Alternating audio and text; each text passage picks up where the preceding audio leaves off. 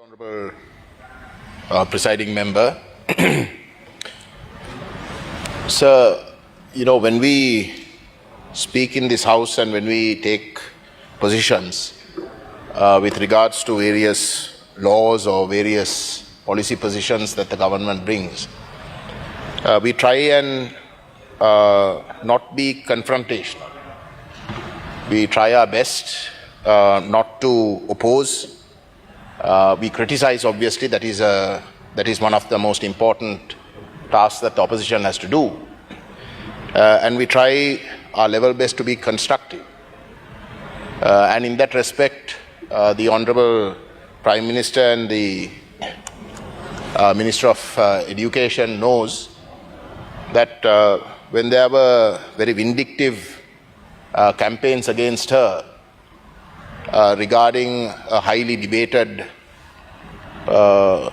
policy document that she, as minister, authored. We stood very firmly against those moves because whilst we might disagree with certain things, there is a way about going about disagreements. So what I'm trying to say here is that whilst we have stood against the government, criticized the government at times, we have not tried to derail the government's efforts. We have tried our level best to try and criticize it in the hope that our criticism is taken seriously and that the government, if not at that very instance, but at least in the future, will take note of the matters that we have raised and will ensure that those are addressed at some point. Now, in that respect, I wish to raise to the Honorable Prime Minister and Minister of Education. She herself, I think, signed a statement where she stood against when the previous government chose to prevent law practitioners from being lecturers in universities. She herself opposed that. She is now the minister. I suggest that the Honorable Prime Minister acts very swiftly in correcting that utterly ridiculous decision. A very respected young Dr. Kumaravel Gurubaran was as a result severely affected by that, and I think she knows him personally as well.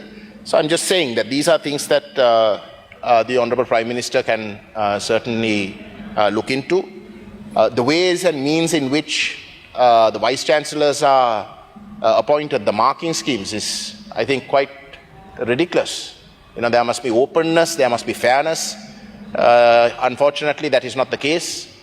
The way in which external members of the councils to universities are appointed, again, I believe are not open. There is a lot of secrecy, and I think these are serious changes that must happen because it involves the culture that we are trying to change and that the government says it is committed to change. So the point I'm making is that when we make these comments, we make it in the best interest of what the government says its objectives are, and hoping that the government takes on board certain things. Now, in that respect, Honorable Presiding Member, I wish to raise something that I think no Tamil Member of Parliament who represents the Northeast, including the government members, if they have the freedom to actually speak their minds, can agree and can condone. And that is this Kibuloya project that the cabinet has approved. It was something that was started by the Rajapaksas, and the Prime Minister knows what the Rajapaksas are. The Tamils have looked upon them as probably the most vehement racist ideologies that Sri Lanka has ever seen against the Tamil people. And in 2013, soon after the war, this Kibuloya project was orchestrated where there were supposed to be settlements. Nearly 6,000 Sinhala families were going to be settled in this, under this scheme. Already some 3,000 or nearly 4,000 families had already been settled in areas where in 1984, due to systematic military operations in those areas, people from Mullaitivu East and Vavuniya North, Tamil people who had lived there for centuries, were systematically driven away. They were displaced. And before they could return, there were Sinhala colonization projects that took place. Now, this has been a long-standing vexed issue that we have been raising from time to time. That due to the war circumstances, when people get displaced, at the end of the war, when we tried to come back, we couldn't come back. In those places instead, either the forest department had declared them all to be forest, or people were already occupying, people who did not belong to that district. Now, this has been a huge problem. And this Kibuloya project is a key problem with regards to that in the northern province. And we had been severely opposing this, not only us, including members from the other Tamil parties represented in the northeast have been severely opposing. Now, if you look at that project, this is the official position of that project. The entirety of the settlements that are going to take place is Sinhalese.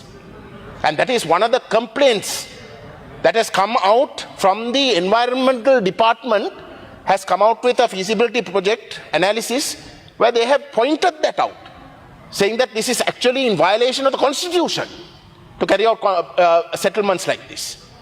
But that is the intention of the project. Now, that sort of project coming under the Rajapaksas is something that we can understand. Not that we agree with it, we opposed it, we can understand. But this is coming under your government. You call the Rajapaksas racist. You call the Rajapaksas racist, but you are doing it. And in addition to that, the Rajapaksas allocated 7 billion rupees to carry out this project. You have increased that by a further 2 billion. By a further 2 billion. Now, how on earth can you expect us to accept this? Isn't this utter racism? What is the message you're sending us? When we raise this, we are being targeted. The president goes to Jaffna and says that when we protest against the Thaiyatti Vihare that was built on private land, I challenge the president. It was built on private land. When the Thaiyatti Tisavihare land is already there, nothing was done there. They took private land. When we are protesting that private land has been confiscated illegally, the president goes and calls that racist. What is the message you're telling us? It frustrates us. When we are trying to be constructive, when we try to support you, when you need support, when we think that you are unfairly being targeted, when we try and support you.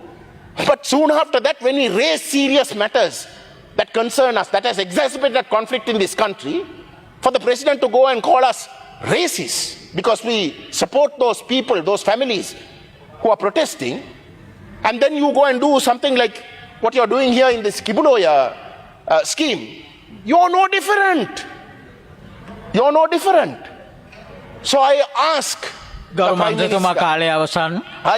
Prime Minister that if this government is different from the others, then there must be a systemic change in the way the government treats the people of the Northeast. You can't do the same thing that the previous governments did for year in, year out. Do the same thing and then say that they are racist and you're not racist. So I ask this government, I ask the Prime Minister that she must intervene in this. She must intervene in this, because if this project goes through, I can assure you that this last chance that the Tamil people were hoping from your government also will be dashed. Thank you.